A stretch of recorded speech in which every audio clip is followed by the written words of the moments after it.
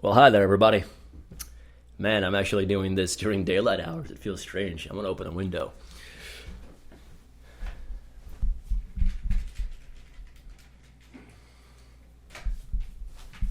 Oh, shit. Brilliant. Isn't that lovely out there, man?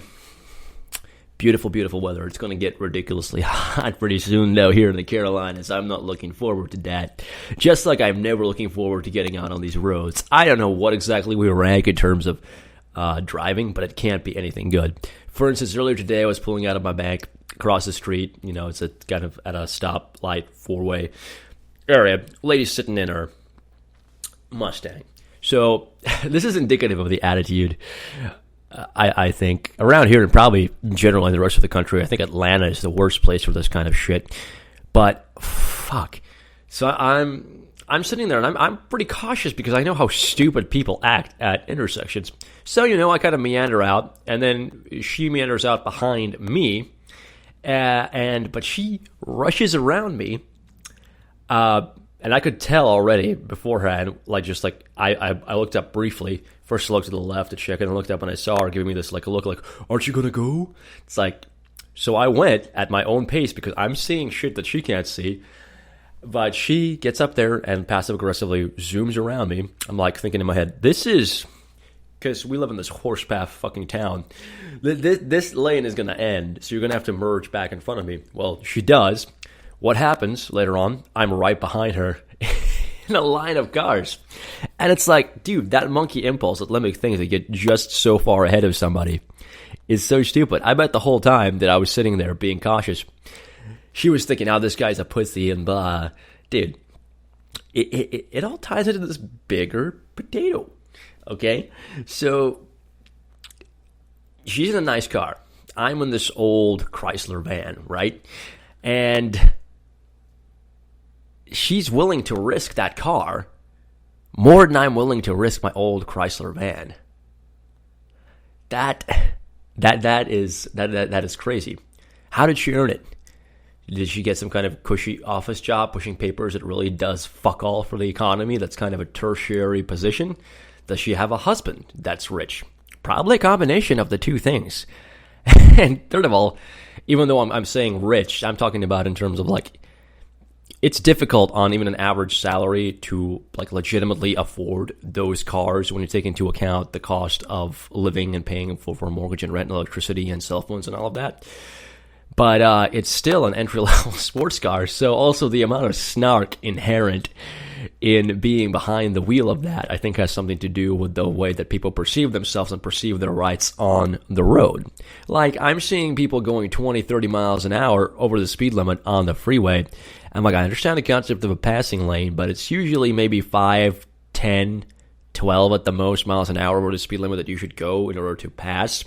And if it's like a 3-4 lane highway, the middle lane is kind of middle speed, in my opinion. So you're not going like exactly the speed limit. You're going a little bit over, but you're not going 20 miles over the whole fucking way. And you can get pulled over for going, 10 miles an hour over the speed limit. 5 miles, most cops won't care, but 10, yeah. So you're risking quite a sum of money to potentially getting your license taken away, and you're forcing other people to do the same in order to keep up with the flow of traffic. And traffic does happen. What the fuck are these people thinking? Like, the mangled bodies, like, have they never watched those things they made you watch at the DMV or wherever the hell, where they were doing driver's training? Yeah. It's just, it ties in pretty neatly with Peter Hitchens' point about societal decay, although on a more microcosmic level. Like, it's just, I don't want to call it entitlement. It's limbic monkey shit. And the thing to me that's funny is I don't think any of these people understand the concept of wealth. They conflate possession of nice things with wealth, which really neatly ties into Peter Hitchens' points. For instance, like, it's through no merit of my own that I own this house, but I do. And if I didn't have it kind of given to me that way, it would have been my priority to have a place to live or to have an affordable place to rent. These nicer cars would not have been a priority. At least, I mean, it's possible I would have fallen for something because I'm not, perfect in terms of resisting temptations.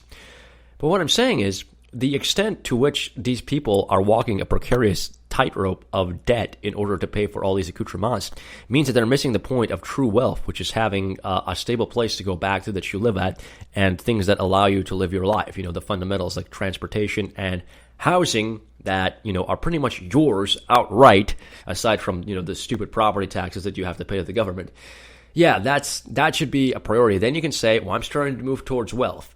Everything else is kind of a fluffy fantasy, because the moment you lose whatever job it is that's allowing you to do at the time, or you slip up a little bit in whatever way, you're gonna go into a fucking tailspin, and that goes from the micro level of our average yuppie lifestyle that everybody's trying to achieve or is thrust upon everybody, and it goes all the way up to the way that we run the country fiscally.